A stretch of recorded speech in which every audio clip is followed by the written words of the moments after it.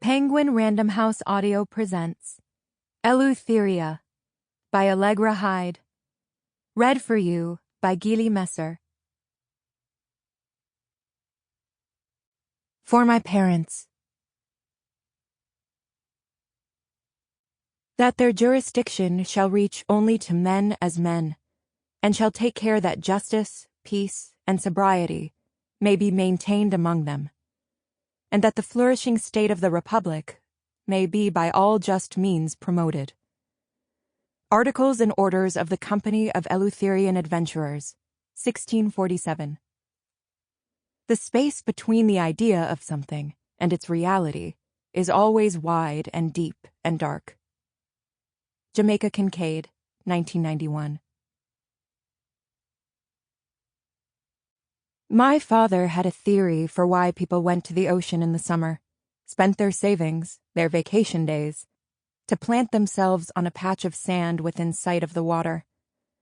Even if they don't know it, my father said, what they want is to be close to death. That's what going to the ocean was, according to him. A chance to strip down and expose yourself to danger, to risk sunburn and dehydration and errant strikes of lightning, the foot slice of seashells, sand-submerged needles.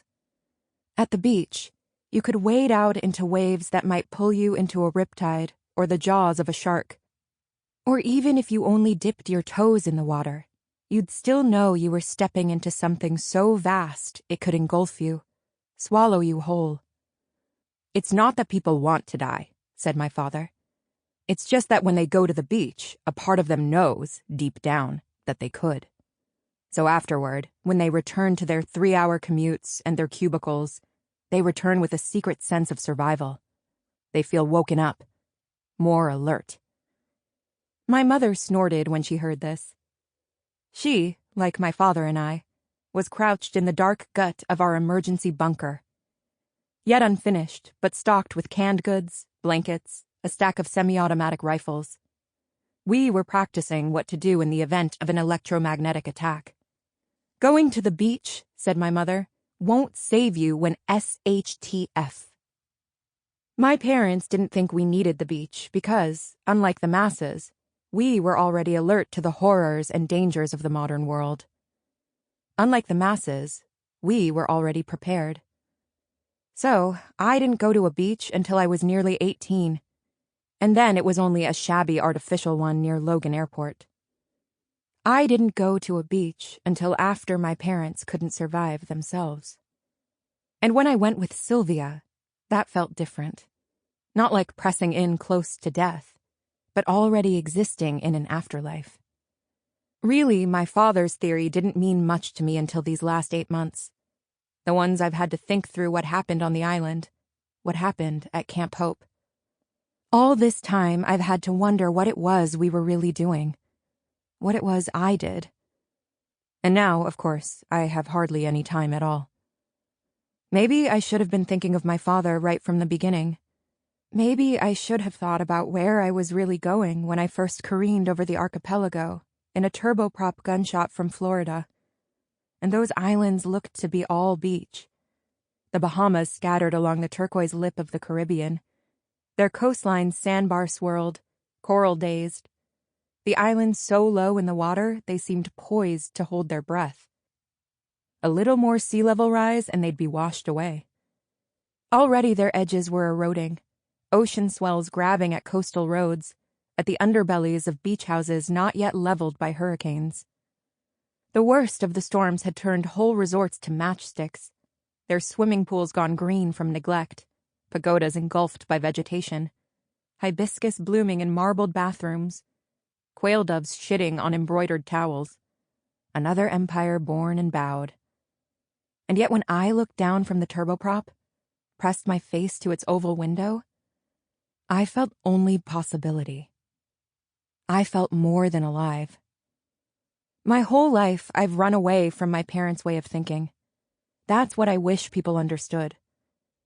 Despite everything that has happened, the way everything looks, I only ever wanted to make the world better. I only ever wanted to help. You should know, too, that I recognized Eleutheria from the air. I knew the island even before the turboprop circled toward a ragged stretch of tarmac. The island bathed in the water like a fishhook, a skinny 100 miles that curved at one end, its shorelines barbed by peninsulas, baited with the green sway of sea grapes, beaches as pink and fine as spun sugar.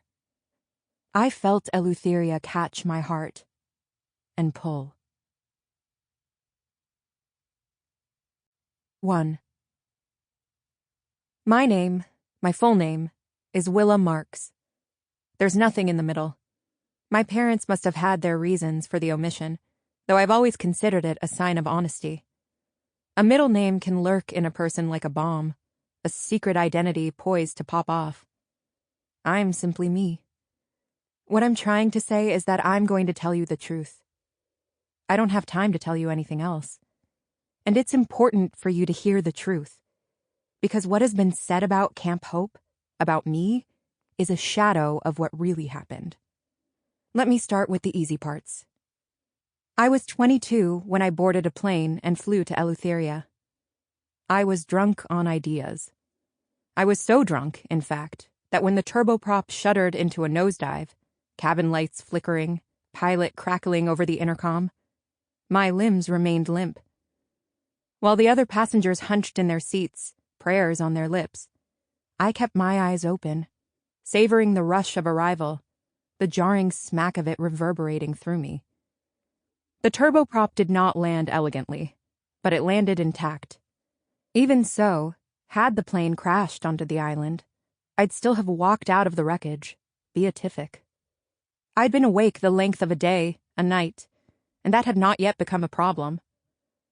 I was the kind of person who took exhaustion in stride, let it warp my surroundings into dreamscapes. And so far, everything had gone right. Out the airplane window, palm trees, a heat-seared tarmac, men in orange vests strolling from the steel maw of a rusted aircraft hangar. Around me, a dozen other passengers unbuckled their seatbelts. Some smiled relievedly, others wiped away tears. A woman's purse had spilled into the aisle, and I helped her collect her things, though I curbed my impulse to ask if she was from Eleutheria. To get caught in conversation might break whatever spell had whisked me from Boston to the Bahamas, a spell meant to carry me on to Camp Hope. I wanted to arrive unimpeded, unburdened, slick as a fish released into the sea. If I could have, I would have traveled to the island naked. As it was, my backpack contained only a change of clothes, a passport, $65 US, and my well-thumbed copy of Living the Solution, the official Camp Hope guide to transforming ourselves and saving the planet. I had the envelope as well, the one from Sylvia, but I tried not to think about it. What I thought about was Camp Hope, specifically about arriving at Camp Hope and making my life mean something. Had you watched me exit the airplane, my preoccupation would have been obvious. You would have seen a young woman who tripped over her own boots, a size too large, as she entered the hangar. You might have noticed one of my overall cuffs was rolled up higher than the other, that my backpack zipper gaped partially open. Back in Boston, I would have been a person your eyes glazed over on the street, shiftless, among the masses of the newly unemployed. I had an oval face, brittle yellow hair that went dark at the roots, a stub of a nose. I was thin, but not jagged. Scrappy, though in an untested way. Like a runaway who has only just left the house, or an actor playing a role. Familiar enough to forget. In the echoing dimensions of the hangar, however, I stood out. I'd traveled to the island alone, and there was no one there to meet me. I had little luggage. I was white, and the only person queued in the international arrivals line. A weary customs agent took my passport, studied it, shrugged. There were no biometric scanners here. Not in this makeshift terminal, arrivals separated from departures by a plastic partition. The original building, like so much else on the island, had been ravaged by hurricanes. Under different circumstances, I might have been made teary-eyed by the scene of my fellow passengers embracing loved ones, opening luggage to reveal supplies from elsewhere, bags of dried rice, baby clothes. Sample complete. Ready to continue?